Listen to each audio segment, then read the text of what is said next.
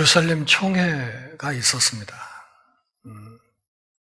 총회가 열리게 된 계기는 여러분들이 잘 아시는 것처럼 예루살렘 교회에서 내려온, 안디옥으로 내려온 몇몇 사람들이 이방인들이 한 교회 공동체가 되려면 할례를 받아야 된다, 이런 주장을 했죠. 그래서 이 문제가 안디옥 교회 안에서 심각한 신학적인 문제가 생기게 돼서 결국은 안디옥 교회 쪽에서 예루살렘 본교회 쪽으로 사람을 보내서 이 문제에 대해서 자문을 구하게 되었습니다. 그리고 기독교 역사상 최초의 총회가 예루살렘 교회에서 열리게 되었습니다. 총회의 결론은 잘 아시죠? 할례 필요 없다. 그리고 이방인 지역의 여러 가지 비윤리적인 그리고 비도덕적인 행위에 그것에 선만 그으면 그리고 우상을 섬기는 문제만 정리를 하면 할례 받지 않아도 그리스도의 몸인 교회 공동체에 들어오는데 아무 문제가 없다. 이런 내용의 편지를 써서 예루살렘 교회 대표단 몇 사람과 또 안디옥에서 갔던 바나바와 바울 일행과 함께 다시 안디옥 교회로 보냈습니다.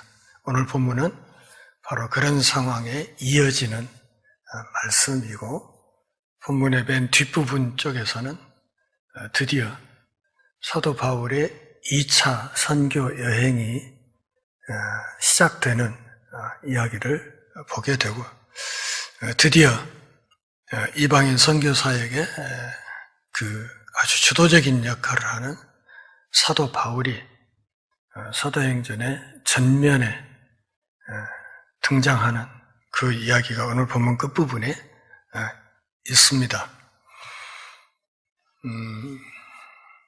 제가 이제 군대 생활을 하면서 임관하고 육군 보병학교에 가서 이제 16주 훈련을 받았죠. 16주 중에 2주, 2주는 저 화순 동복에 있는 그 악명 높은 유격장에 가서 2주간 유격훈련을 받았습니다. 그 유격훈련 중에 해마다 한 명씩은 죽었죠. 우리 일기 선배 중에도 유격장에서 산악구부하다가 한 사람이 사망한 사건이 있었습니다. 참 험한 훈련인데 그 훈련까지 다 마치고 이제 수료할 날짜가 돼서 저도 이제 전방 소대장 할 꿈에 부풀어가지고 앉아 있었는데 수료 직전에 육군본부에서 저한테 내려온 명령지를 보니까 거기에 특자가 딱 찍혀 있더라고요. 특전사에 차출이 된 것입니다. 공수특전단에 우리 동기생 포병 1600명 중에서 10%, 160명 정도가 차출이 됐는데 거기에 제가 딱 끼어 들어간 거예요. 왜 내가 거기 끼어 들어갔는지 잘 모르겠습니다. 아직도 거기에 잡혀간 우리 동기들 중에 거의 한 80, 90%는 다 체육과 출신이었거든요. 이제 동복 유격장에서 유격을 잘 받았던 게 문제가 생겼는지 어쩐지 그건 잘 모르겠어요. 어쨌든 거기에 걸려 들어가서 이제 공수부대에 가서 공수훈련을 받기 시작했습니다. 매일 아침 10km 폭풍구보, 하루의 일과의 시작이 10km 폭풍구보로 시작이 됩니다. 폭풍구보라고 하는 이유는 10km를 달리는데 10km 구간을 100m 뛰는 속도로 뛰어야 되기 때문에 그런 겁니다. 그러니까 특전단 조교들이 얼마나 체력이 좋아요, 걔네들. 근데 얘네들은 미리 차량으로 해서 2km 구간마다 딱 가서 배치돼 있어요. 그래서 자기가 담당한 2km 구간에서 자기들이 힘을 쫙 뺄 정도의 속도로 우리를 몽둥이로 해서 몰고 가는 거죠. 몰고 가면서 막 구호를 외치도록 하고, 숨가빠 죽겠는데, 막, 악이다, 깡이다, 뭐, 차라리 죽여라, 막, 이런 구호를 외치면서 이제 뛰어가면, 2km를 그렇게 100m 뛰는 속도로 뛰면 숨이 가쁘고, 근데 구호가 나옵니까? 구보분기 엉망진창이라고 세워놓고 이제 앞으로 지침, 뒤로 지침해서 포복 앞으로 해서 들어가 보면 시궁창이고, 거기서 대글대글 둥글려갖고 다시 길에 이제 올라와서 서서 보면 조교들이 싹 바뀌어 있어요. 저기들은 릴레이를 하는 거야. 5팀이. 그러면서 우리를 10km를 그렇게 끌고 다닙니다. 그리고 마지막 10km 꼬리인 지점 한 200~300m 앞에는 꼭 똥통이 있어가지고 그 똥통에 집어넣어서 집어넣는다고 보니까 그냥 이렇게 들어간다고 생각하시면 곤란하고요. 그냥 머리 꼭대기까지 똥통에 싹 잠겨서 들어가 앉아 있어야 되는 그런 훈련을 날마다 받았죠. 근데 그 똥통에 들어가 앉아 있는 시간이 그렇게 편안할 수가 없었어요. 보통 사람이 이제 똥통에 들어갔다 나오면 똥똥 올라서 참 골치 아픈데 우리 마음속에 워낙 악이 받쳐 있어서 그러다 보니까 똥똑도 안 올라. 그리고 그렇게 똥통에 들어갔다 나온 옷을 4주 동안 빨지도 않고 그냥 일과 끝나면 그대로 벗어서 침대 밑에 놔뒀다가 다음날 아침에 다시 그 깨입고 또 뛰어나가서 또 똥통 들어갔다 나오고 그런 생활을 했습니다. 그리고 그 폭풍구보가 끝나고 나면 그때부터 비로소 PT 체조가 또 1시간 시작이 됩니다. 이해가 되십니까? 세력 단련을 그때부터 1시간을 다시 하는 거예요. 그 PT 체조가 유격 훈련 때 제일 힘든 훈련이거든요. 그런데 그것을 폭풍구보 뒤에 시작해서 1시간을 다시 하는 거예요. 그 PT 훈련 때마다 제 마음속으로 늘 그런 생각, 하루에도 몇 번씩 그런 생각이 들었죠. 야, 이대로 내가 한 2~3분만 더 가면 죽겠구나. 죽을 것 같다. 이런 생각. 내가 죽겠구나. 이제 이런 생각이 드는 것을 이제 소위 사점이라고 하죠. 죽음에 이르는 지점. 거기서 그것을 못 넘어가면 죽는 거예요. 실제로. 근데 그런 걸 날마다 그런 순간을 넘기면서도 저는 죽지는 않았어요. 그래서 견뎌서 이제 어떻게 4주간 훈련을 마치고 공수훈련을 마치고 이제 베레 뭐 쓰고 윙 달고 그러고 나서 이제 특수전 교육으로 또 넘어갔는데 지금 와서 생각을 합니다. 그 공수지상 훈련을 다시 받으라고 하면 어쩔 것인가? 못할 것 같아요. 그러니까 처음에는 그게 어떤 훈련인지를 모르니까 그냥 끌려갔는데, 그리고 이제 했는데, 죽기 살기로 했는데, 그게 어떤 훈련인지를 이미 알고 난 상태에서는 다시 하라고 하면 못할 것 같아요. 제가 왜 이 이야기를 하느냐. 오늘 본문에 보면 36절 쪽에서 바울이 얘기를 해요. 우리가 그동안 세웠던 교회들 가서 다시 한번 돌아보자. 바나바에게 그렇게 이야기합니다. 사실 제가 바울에게 기가 질리는 대목이 이 대목이에요. 이따 다시 말씀드리겠지만 밤빌리아에서 무슨 일이 있었어요? 투석형으로 돌 맞아갖고 죽었다 살아났잖아요. 안 그랬어요? 돌에 맞아가지고 죽은 것 같으니까 그 도시 바깥으로 갖다 내 던져버렸는데 살아나가지고 다시 사역을 하게 되는 거거든요. 근데 그런 지역으로 다시 가자. 그렇게 이야기를 하는 모습을 보면서 이 하나님의 부르심이란 것이 참으로 무시무시한 거구나 하는 생각을 하게 됩니다. 좀 이따 다시 자세히 말씀드리겠습니다. 30절 같이 읽겠습니다. 그들이 작별하고 안디옥에 내려가 무리를 모은 후에 편지를 전하니 읽고 그 위로한 말을 기뻐하더라. 예루살렘 교회를 떠나서 이제 편지를 받은 편지 전달단이죠. 바울과 바나바 그리고 실라와 그 유다죠. 이 두 사람을 같이 해가지고 이제 편지 전달단을 같이 해서 안디옥 교회에 보냈고 잘 도착해서 안디옥 교회 교인들을 다 모아놓고 편지를 전달했습니다. 총회의 결의안이죠. 총회에서 이 문제에 대해서 결의했던 결의안을 지금 전달을 한 겁니다. 이 결의안이 전달됨으로써 두 가지 일이 일어났죠. 첫째는 이방인 선교 사역이 탄력을 얻게 됐어요. 이방인들이 굳이 할례 안 받아도 교회 공동체 안에 들어올 수 있다고 이렇게 지침을 전해주니까 그냥 이방인 선교에 상당한 탄력이 붙었죠. 반대로 예루살렘 교회 안에서는 예루살렘에 있는 교회는 핍박이 더 심해졌어요. 왜냐하면 유대교의 기본 원리를 벗어났다 이거죠. 그리고 벗어난 그런 지침을 결의했다 해서 예루살렘 지역에 있는 모교회는 핍박의 강도가 훨씬 더 심해지는 그런 상황이 됐습니다. 그 편지의 핵심 내용이 무엇인가 하면 유로한 말이란 말이죠. 유로한. 내용은 조금 전에 제가 말씀드렸죠. 할례 받지 않아도 된다. 우상 숭배를 금하고 우상 앞에 바쳤던 음식 먹지 말고 목매어 죽인 거 먹지 말고 피채 먹지 말고 이런 몇 가지 지침 이것만 지키면 굳이 할례 받지 않아도 된다.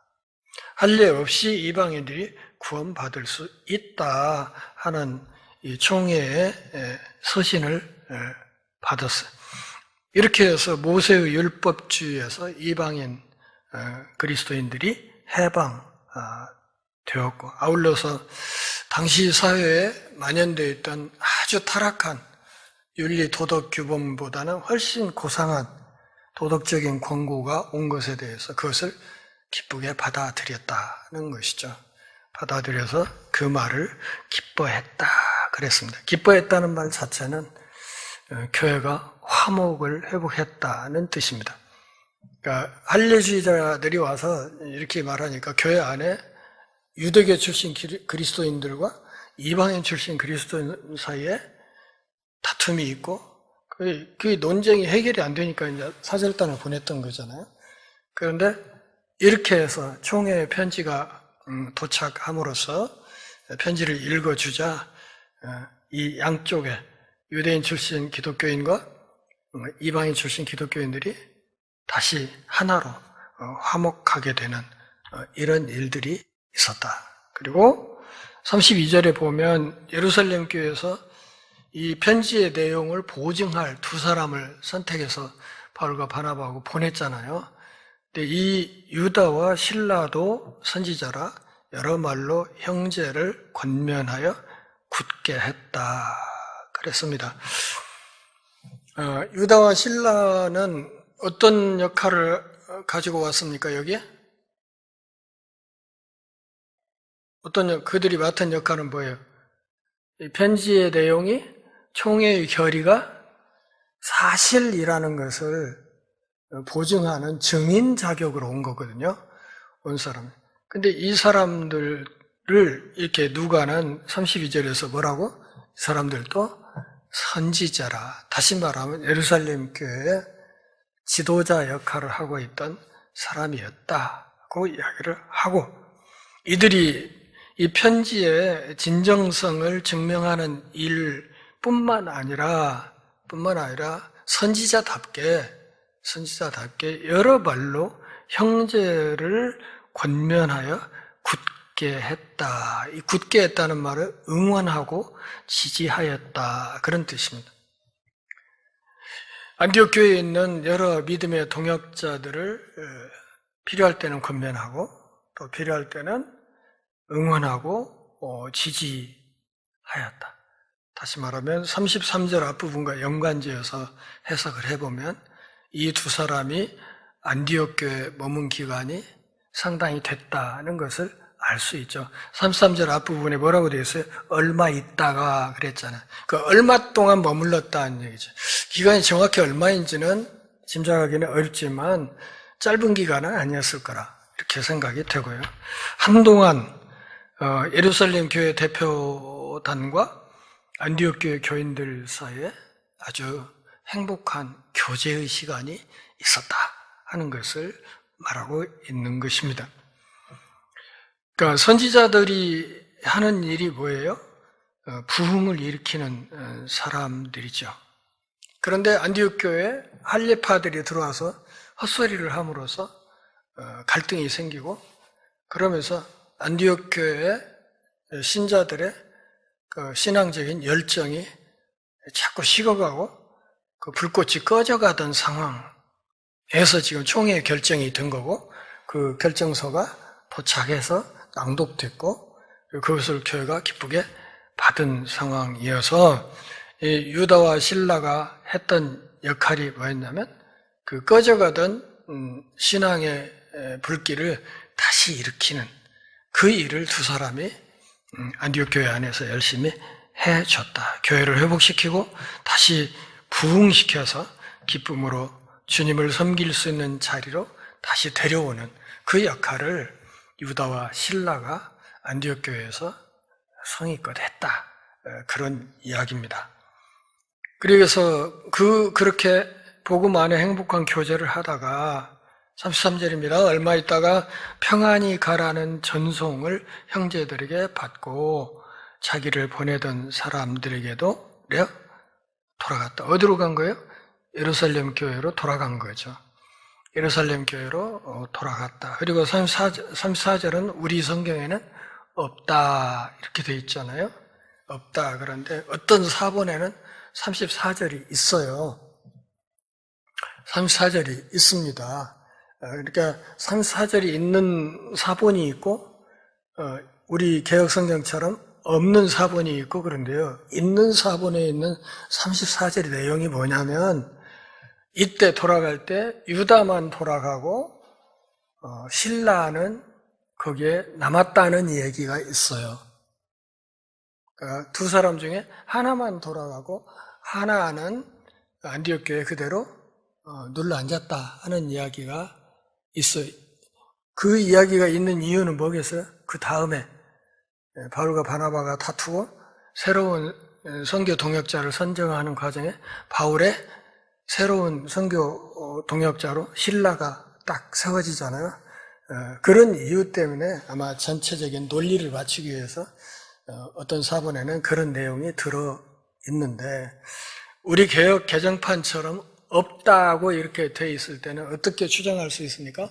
일단 둘 다 33절처럼 둘 다 예루살렘 교회로 돌아갔고 그리고 어떤 시점에서 바울이 자기 선교 동역자를 세우기 위해서 예루살렘 교회로 연락을 해서 핸드폰을 했는지 카톡을 했는지 몰라요. 하여튼 해서 연락을 해가지고 바울의 연락을 받고 실라가 다시 안디옥 교회 쪽으로 내려왔다. 이렇게 주장할 수가 있겠죠. 뭐가 옳은지는 몰라요. 몰라요. 어쨌든 사본상의 차이가 약간 있기 때문에 그렇다는 것 정도만 이해하시면 되겠습니다. 그래서 바울과 바나바는 안디옥에서 머물면서 수다한 다른 사람들과 함께 뭘 가르쳐요? 주의 말씀을 가르쳤다. 주의 말씀. 그러니까 저도 가끔씩 기독교 TV 같은 데서 이렇게 거기 나와서 TV 설교하는 사람들 설교를 한 번씩 이렇게 슬쩍슬쩍 들어보기도 하고 그래요. 대개는 끝까지 못 들어요. 그냥 한 5분 듣다 그냥 돌려버리고 그러는데 어쨌든 이렇게 보면 성경에 딱 매달려 있는 설교를 하는 사람이 많지 않은 것 같아요. 그러니까 설교의 본질이 뭐예요? 주님의 말씀을 전하는 거죠. 근데 무슨 교양 강좌를 하는 건지 무슨 문화 강좌를 하는 건지 도대체 알 수가 없어요. 알 수가 없고 볼텍에다 뭐 이만한 거 방울만한 마이크 붙이고 그냥 이 강단 위를 왔다 갔다 하면서 그냥 와, 머리도 좋다는 생각이 들긴 들어요. 야, 원고 안 보고 저렇게 1시간 떠들어, 물론 저도 그렇게는 할 수 있어요. 없는 게 아니라 할 줄 알아요. 근데 그렇게 하면 아주 자연스럽게 헛소리 들어가기 마련이지. 그렇지 않겠어요? 그래서 원고를 써놓고 해도 중간중간에 헛소리가 한 번씩 들어갈 수 있는 건데 진짜로 그렇게 해버리면 어떻겠어요? 아무리 뛰어난 사람이라고 해도 안 될 것 같은데 그렇게 하는 사람들이 있어요. 거기에 머물면서 바울과 바나바가 했던 일이 뭐예요? 주의 말씀을 가르쳤다고. 주의 말씀. 바울이 얼마나 뛰어난 분이에요. 잘 아시잖아요. 신약성경 몇 권을 기록했고 얼마나 뛰어난 신학자이고 목회자이고 오직 오면 어떤 사람들은 기독교는 예수교가 아니라 바울교라고 말을 할 정도로 기독교 역사에서 중요한 비중을 지닌 그런 분인데 그런 사람이 뭘 가르쳤다고? 주의 말씀을 가르쳤다. 주의 말씀. 주의 말씀을 가르치며 뭘 전파해요? 주의 말씀을 전파하는 거예요. 주의 말씀. 하나님의 말씀을 가르치고 하나님의 말씀을 전파하는 그 일을 힘썼다. 그렇게 해서 초대 교회들이 세워진 거예요. 바울이 가는 곳마다 그리스도의 몸인 교회가 그렇게 세워진 거예요. 뭘 전해서? 주의 말씀을 전해서. 그리스도의 말씀을 전함으로 교회가 서는 거예요. 이 35절 이 시기에 있었던 일이 갈라디아서 2장 11절부터 14절까지 있습니다. 갈라디아서 2장 11절부터 14절까지 그냥 한번 찾아보고 갈까요? 갈라디아서 2장 11절에서 14절. 제가 가진 성경은 신약 304페이지입니다. 자, 그럼 같이 읽어볼까요? 11절. 게바가 안디옥에 이르렀을 때 책망받을 일이 있기로 내가 그를 대면하여 책망하였노라. 야고보에게서 온 어떤 이들이 이르기 전에 게바가 이방인과 함께 먹다가 그들이 오매 그가 할례자들을 두려워하여 떠나보려 가매 남은 유대인들도 그와 같이 외식함으로 바나바도 그들의 외식에 유혹되었느니라. 그러므로 나는 그들이 복음의 진리를 따라 바르게 행하지 아니함을 보고 모든 자 앞에서 게바에게 이르되 네가 유대인으로서 이방인을 따르고 유대인답게 살지 아니하면서 어찌하여 억지로 이방인을 유대인답게 살게 하려 하느냐 하였노라. 지금 바울이 누구를? 게바, 베드로를 눈 빠지게 혼냈다는 얘기예요. 뭐 때문에? 베드로의 위선적인 행동 때문에. 예루살렘 교회 쪽에서 사람들이 오니까 이방인 교인과 함께 앉아서 밥 먹고 있다가 슬그머니 빠져서 도망가 버린 거예요. 그냥 트집 안 잡히려고 그걸 봤어요. 그 모습을 본 다른 교인들도 베드로의 그런 행동에 영향을 받은 거예요. 영향을 받은 그 쇼하는 그 위선적인 행동에 영향을 받고 심지어는 바울의 선교 짝꿍이었던 누구까지도 바나바까지도 흔들흔들 해버린 거예요. 바울은 이게 심각하다고 생각을 했어요.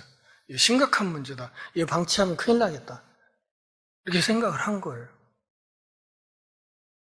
그래서 베드로하고 바울하고 이야기하기로 하면 누가 우위에 있습니까? 솔직한 얘기로. 베드로가 훨씬 우위에 있죠. 예수님의 공생의 기간을 3년간 옆에서 따라다닌 사람인데 바울은 그런 경험이 없는 사람이고 그냥 단지 부활하신 예수님을 만났을 뿐인데 이 게임이 안 되는 거죠. 근데 바울이 베드로를 눈 빠지게 혼냈다. 당신 그렇게 하면 안 된다. 교회 어디 사도냐? 그래가지고 복음을 제대로 전하겠냐? 하고 아주 단단히 혼냈다 하는 이야기가 갈라디아서에도 그대로 기록이 돼 있는 거예요. 이거 사실 불편한 얘기 아닙니까? 바울이 베드로에게 하는 이야기도 불편한 얘기고, 그리고 그것을 갈라디아 교회에 보내는 편지에 공식적으로 문서로 남기는 게 이게 불편한 일 아닙니까? 이 굉장히 불편한 일이죠. 그런데도 바울은 베드로의 체면이 중요한 게 아니고 그가 믿고 따르며 전하기를 원하는 복음의 본질이 중요하다고 생각한 거예요. 또 이것을 지키기 위해서는 베드로의 이 위선을 책망하지 않으면 힘들겠다고 생각한 거예요. 책망을 해야 바나바도 제정신 챙기고 돌아오고 함께 유선적인 행위에 휩쓸려 가던 사람들도 다시 복음의 제자리로 돌아올 수 있다. 이렇게 생각을 해서 그렇게 했던 거예요. 그리고 그것을 공식적인 편지에 기록을 해. 그게 성경에 남았어요. 잘 생각하셔야 돼요. 좋은 게 좋다고 생각하는 사람들이 꽤 많은데, 그래서 어떤 원칙을 가지고 이야기하면 그거 싫어하고 서운해하고 삐져가지고 교회 떠나버리고 이런 일들이 참 많은데, 이거 바울이 갖고 있는 이 생각을 잘 생각해 보셔야 돼요. 정말 우리에게 중요한 것이에요. 근데 따라서 하세요. 무엇이 중요한디? 뭐가 중요하냐? 복음의 본질이 중요하냐? 그걸 지키는 게 중요하냐? 베드로의 체면이 중요하냐? 바울은 복음의 본질을 지켜내는 게 중요하다고 본 거예요.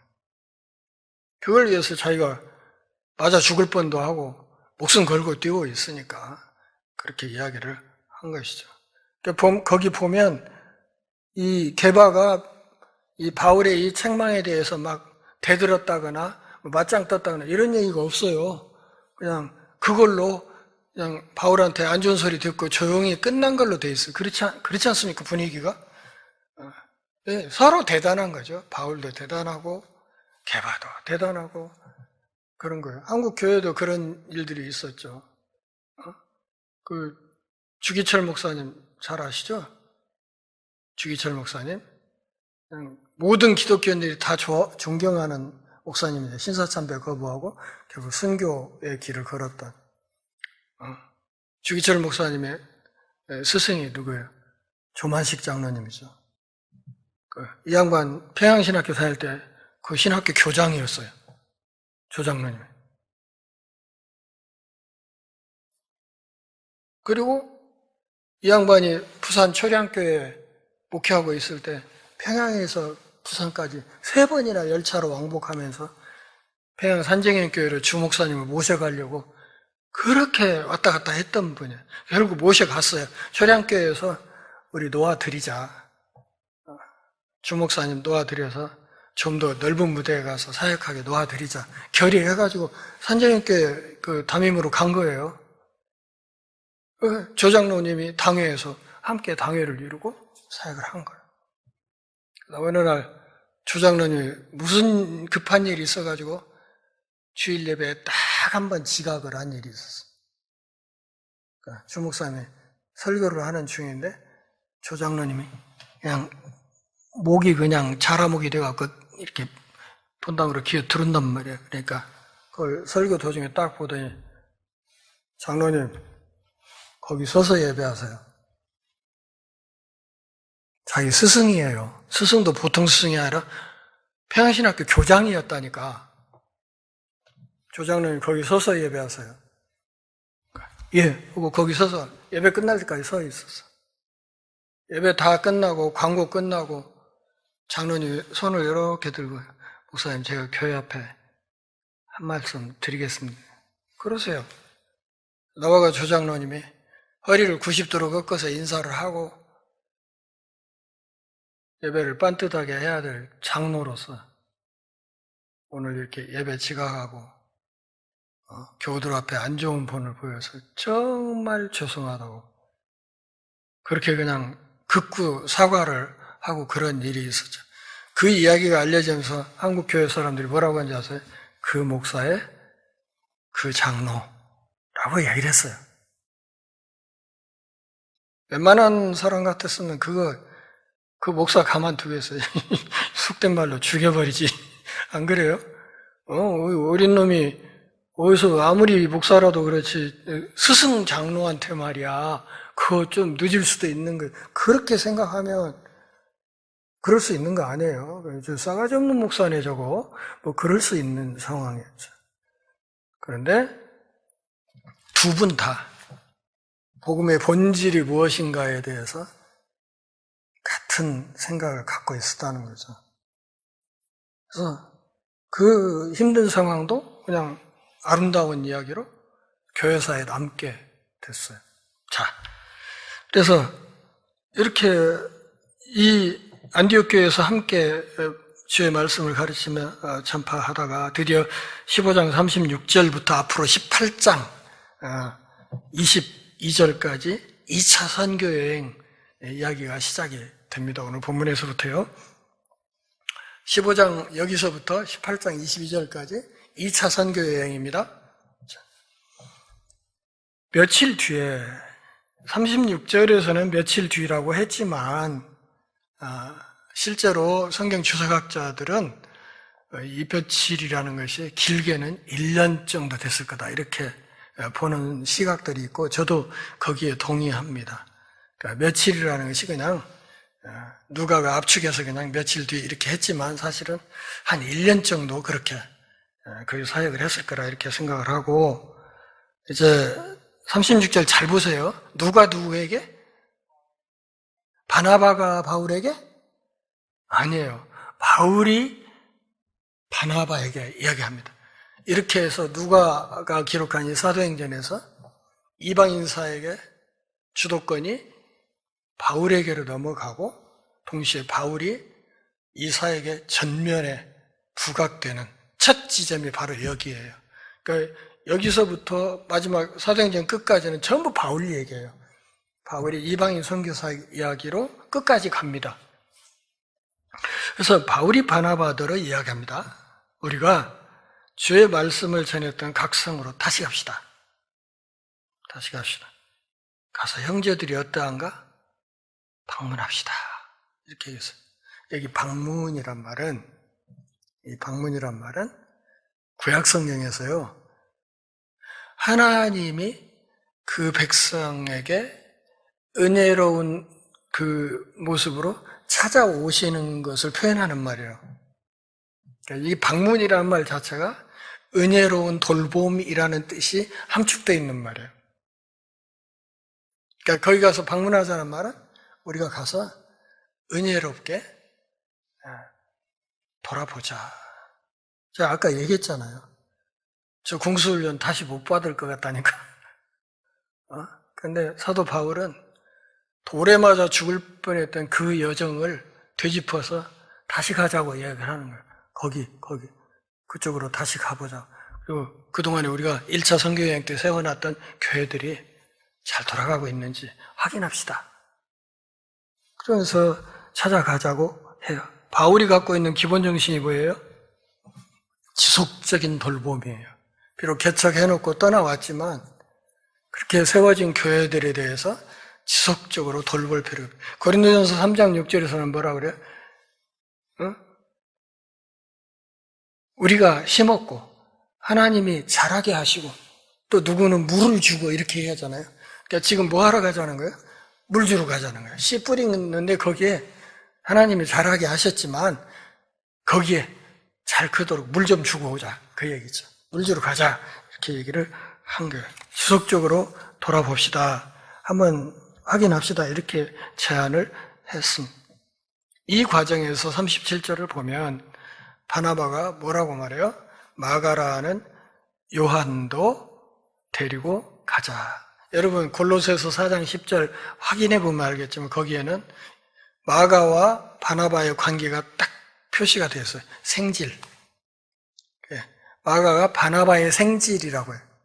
그러니까 바나바는 마가의 외삼촌이죠. 외삼촌. 그러니까 바나바의 어머니하고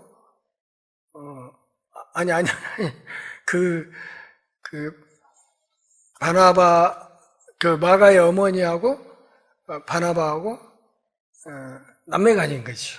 남매간. 그래서 생질인데 마가라는 요한, 줄여서 우리가 마가 요한 그렇게 얘기를 하죠. 마가 보통 마가 요한. 마가 요한도 데리고 가자. 근데 이 마가 요한이 밤빌리아에서 뭔 일이 있었죠?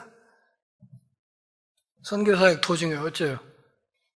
우리가 하는 말로 톡 꼈어요. 그냥 뭐 힘들었는지 아니면 고향 생각이 났는지는 모르는데 아니면 그 다음 지역으로 가서 핍박받을 일이 겁났든지 하여튼 이유는 알 수 없지만 그냥 중간에 이탈해가지고 그냥 돌아가 버린 사례가 있었단 말이죠. 근데 또 가는데 바나바는 마가 요한도 데리고 가자 이렇게 얘기를 하고 바울은 뭐라고 말해요? 사도행전 15장에 있었던 이야기 밤빌리아에서 자기들을 떠나서 함께 일하러 가지 아니한 자를 데리고 가는 것이 옳다 옳지 않다 이렇게 얘기했어요. 옳지 않다. 여기 떠나라는 말에는 배교의 뜻이 숨어 있습니다. 배교. 이렇게 이 사람들과 관계에서 말하는 배신이라는 의미가 담겨 있는 말이에요. 한 번 배신했던 놈 두 번, 세 번 하는 거요. 그러니까 안 돼. 이렇게 얘기를 하는 것이죠. 여기서 바나바와 바울의 성격 차이가 드러납니다. 바나바의 이름의 뜻이 뭐예요? 격려자, 위로자 이런 뜻이잖아요. 이름값을 하고 산 사람이에요. 예루살렘 교회에 바울을 신원보증에서 소개한 사람이 누구였어요? 바나바였거든요. 그러니까 사람을 이렇게 해서 내가 보증할 텐데 여기 괜찮은 사람이야 이렇게 가지고 바울의 신원보증인 역할을 했던 사람이 바나바란 말이에요. 그런 바나바가 더더군다나 마가 요한은 누구예요? 자기 생지력. 자기 생질이란 말이에요. 친인척 관계도 있는 거예요. 그러니까 어린애가 그냥 한번 그래서 어쩌다 그랬어도 그냥 이름값처럼 그냥 품고 갑시다 이렇게 주장을 한 거고요. 주장을 한 거예요. 그런데 바울은 떠나서 배신하고 함께 일하러 가지 아니한 자를 데리고 가는 것은 옳지 않다. 이렇게 얘기했어요. 자, 여기 보세요. 37절에 데리고 간다는 말이 있죠. 또 38절에도 데리고 간다라는 말이 있어요. 37절에 데리고 간다는 말은 쉼파랄라베인이라는 말인데요. 이 말은 부정가고 능동태 부정사예요. 이것은 그냥 부정과거 능동태라는 것은 무슨 말인가 하면 그냥 단순한 동행을 말한 거예요. 그냥 데리고 가는 거. 이런 의미예요. 이런 의미. 근데 38절에서는 같은 낱말이 문법이 다르게 쓰였어요. 쉼파랄라 바네인 이렇게 써져 있는데 이 말은 현재 부정사예요.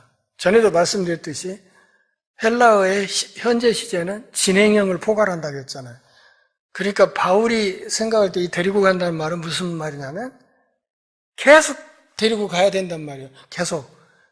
날마다 이런 녀석과 동행해야 된다는 의미가 강한 표현이에요. 그냥 바나바는 그냥 단순히 그냥 데리고 가는 이런 의미로 얘기를 한 거지만 바울은 그런 놈을 날마다 데리고 함께 다녀야 된다고 이렇게 얘기를 한 거예요. 의미가 좀 달라요. 단순하게 그냥 데리고 갑시다. 훈련도 시키고 이런 게 아니라 바울은 그런 녀석과 날마다 동행하며 동역을 해야 된다고? 안 돼. 이렇게 된 것이죠. 바울의 성격이 명확하게 드러나죠. 좋고 나쁘고는 없습니다. 바나바는 바나바 나름대로 성격이 좋은 면이 있는 것이고 바나바는 할 수 있으면 사람들이 이렇게 품으려는 입장인데 그런 성품을 지닌 사람들의 약점이 뭐예요? 어떤 결정적인 순간에 우유부단한 거. 그 약점이었었죠. 그 다음에 바울은 성품이 어때요? 이게 단호해. 본질에 치중하는 사람이고 단호해서 성품이 면도날 같은 사람인데 이런 성품은 또 다른 한편으로는 뭐예요? 약간 사람들이 볼 때는 포용력이 떨어지는 것처럼 그렇게 보일 수도 있습니다. 둘이 함께 다닐 때 서로 그것이 서로 보완하면서 원만한 어떤 사역자의 틀을 이룰 수 있었겠죠. 그래서 이번에도 같이 가려고 하는 거예요. 하는데 이제 한 사람 더 달고 가자 하는 문제에서 의견 차이가 생겨가지고 39절에 보면 어쨌다? 박 터지게 싸웠다 그런 얘기. 누가는 심히 다투었다 이렇게 했는데 그 의미 그대로 살렸으니 박 터지게 싸웠다는 얘기야. 심히 다투었어요. 누구 잘못일까요? 누구의 잘못도 아니고 모두의 잘못이기도 하고 그렇습니다. 이 상황에서 누가 잘했냐 이것은 따지는 것 자체가 별 의미가 없습니다. 다만 고린도전서 9장 6절을 보면 나중에 바울과 바나바의 관계도 회복된 것처럼 보이고요. 또 디모데후서 4장 11절을 보면 마가를 데려오라고 하잖아요. 하는 걸 볼 때 바울과 마가의 관계도 나중에 회복이 됐다 하는 것을 알 수 있습니다. 누가 일하셨을까요? 성령 하나님이 그렇게 일을 하셨을 것이라고 생각을 합니다. 영원히 쪼개지고 갈라져 버린 것이 아니라 나중에 기회가 있을 때 다시 동역자의 자리로 돌아오는 일은 있었다. 근데 중요한 것은 이 과정에 둘이 다투고 쪼개지는 과정에 하나님의 섭리가 있어서 어떤 의미 있는 결과가 나왔습니까? 선교팀이 한 팀이었는데 선교팀이 두 팀이 됐다는 거죠. 그게 중요한 거예요. 한 팀이었는데 선교팀이 두 팀이 됐다. 그래서 바울은 누구를 택했어요? 신라를 택했어요. 이후에 바울의 이방인 사역에 아주 열렬한 동역자가 됐어요. 그리고 바울이 서신을 보낼 때 데살로니가 전서, 데살로니가 후서의 공동 저자이기도 해요. 신라가. 그러니까 바울이 불러주고 받아 쓰고 맨 마지막에 바울이 서명만 하고 이런 식의 데살로니가 서신을 썼죠. 사도행전 15장 22절을 보면 예루살렘 교회의 지도자였음을 알 수 있고요. 아까 읽었던 32절에서는 선지자라고 되어 있습니다. 로마 제국 전체에 바울과 함께 순회 사역을 하면서 복음을 전했던 순회 전도자였습니다. 신라를 택한 후에 형제들에게 주의 은혜의 부탁함을 받고 떠났다. 주의 은혜의 부탁함을 받고 무슨 말이에요? 안디옥 교회에서 정식 선교사로 파송을 했다는 뜻이. 보내는 선교사와 나가는 선교사가 그렇게 됐다는 거죠. 안디옥 교회가 이제 선교 베이스가 되고 파송을 해주고 이 두 사람은 파송을 받아서 떠나가는 이런 모양을 말합니다. 41절을 보면 수리아와 길리기아로 다니며 교회들을 견고하게 했다고 되어 있습니다.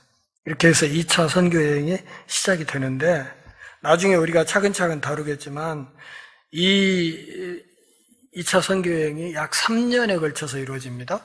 3년 동안 옛날 우리 군대에 한번 갔다 오는 그런 기간이에요. 한 3년 동안 16장 9절에 보면 바울이 마케도니아 사람들이 부르는 환상을 보죠. 그리고 이제 그쪽 지역으로 넘어가서 사역을 하는데 16장에서는 빌립보 지역, 또 17장의 앞부분에서는 데살로니가 지역, 17장 뒷부분은 베레아 지역, 그리고 18장은 고린도 지역, 이렇게 해서 2차 선교 여행이 이루어지고 그 과정에서 각 지역에 많은 그리스도의 교회가 세워지게 됩니다. 자, 15장 전체를 통해서 우리가 생각할 수 있는 것은 교회는 그리스도 안에서 하나라는 겁니다. 예루살렘 총회의 결정이 하나됨을 유지하려는 결정이었거든요. 그리고 그 결정의 기본 밑바탕에는 교회 안에 차별이 없어야 된다는 거였어요. 이방인과 유대인의 차별이 있어서는 안 된다. 남녀 차별은 어떨까요? 있어서는 안 됩니다. 피부 색깔, 차별하면 안 됩니다. 제가 미국에 이렇게 한번 갔을 때 보니까, 거기 가니까 뭐 중국인이든 일본인이든 얼굴이 이 단무지 빛깔인 사람 보면 그렇게 반갑더라고. 황색 인종을 보면 그렇게 반가워요. 일본 사람도 반갑고 중국 사람도 반갑고 반가워요. 거기 가니까 저도 유색 인종으로 이 흰둥이들이 은근히 이렇게 얕잡아 보고 그런 게 느껴지더라고요, 피부로. 야, 이 차별이 아주 심각하구나 하는 생각이 들었는데요. 교회 안에 차별이 있으면 안 된다. 갈등이 있을 때 그것이 무작정 그 분열로 치달을 것이 아니라 설령 어떤 잠시 분열하는 과정이 있었더라도 나중에 회복이 되어서 재회하는 그런 모습들이 있어야 된다. 그러기에 갈등 상황에서는 우리가 항시 막말을 조심해야 된다. 막 가는 이야기를 조심해야 돼. 그러니까 막 선그어버리는 그런 이야기는 정말 조심해야 되고 끝까지 인내하면서 가능성을 열어두어야 된다는 것을 알고 있어야 합니다. 결론적으로 하나님은 우리의 문제보다 크시다. 이게 15장에 우리에게 하는 마지막 메시지입니다. 우리의 문제가 때로 크게 느껴지지만 사실 하나님은 우리가 안고 있는 그런 문제들보다 항시 더 크신 분이다. 더 넓으신 분이다 하는 것을 믿고 하나님 믿고 따라갈 수 있기를 바랍니다. 기도하겠습니다. 하나님 아버지, 오늘도 우리가 주의 말씀 안에서 우리 신앙의 옷깃을 다시 여미는 복 주셔서 고맙습니다. 초대 예루살렘 교회와 또 위대한 선교 공동체인 안디옥 교회의 모습을 살피면서 우리가 깨달은 바 우리의 삶과 우리 교회 사역에서 잘 실천해 나갈 수 있도록 은혜를 허락하여 주옵소서. 예수님의 이름으로 기도합니다. 아멘.